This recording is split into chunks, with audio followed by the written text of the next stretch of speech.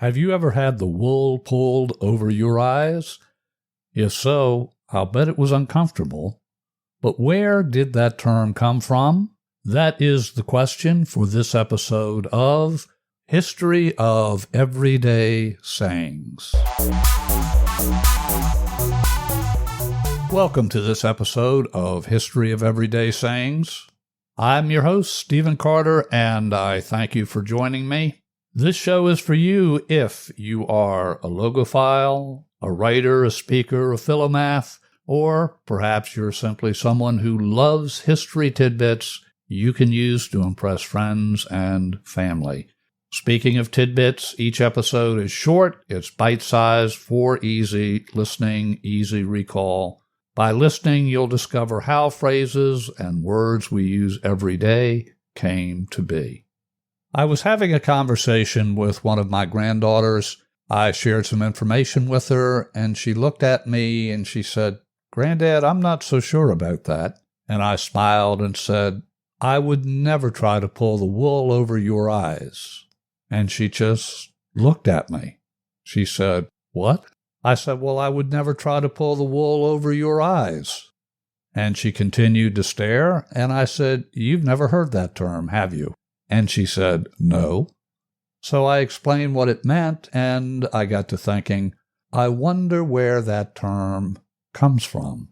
As I researched the origin of the phrase, it became obvious it's one of those phrases that we'll never know the true origin for sure, but there are a few telltale pieces of evidence that I think can point us in the right direction.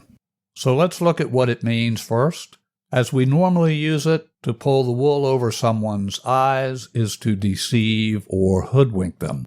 Our first stop is the QBP Encyclopedia of Word and Phrase Origins by Robert Henrickson. In that resource for the phrase pull the wool over one's eyes, quote, "Most investigations of this expression trace it to the huge wigs that were the fashion in early 19th century when wool was a joking term for hair. Judges often wore these poor-fitting wigs, which frequently slipped over the eyes, and it may have been that a clever lawyer who tricked a judge bragged about his deceptions by saying that he pulled the wool over his eyes.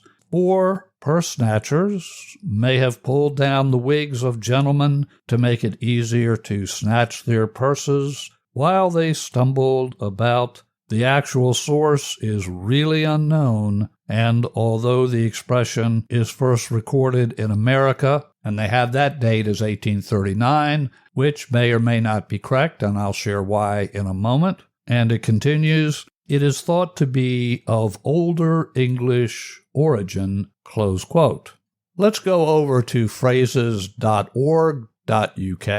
to the question, what's the origin of the phrase, pull the wool over your eyes? This source tells us, quote, "The natural assumption is that this phrase derives from the wearing of woolen wigs, which were fashionable for both men and women in the 16th and 17th centuries.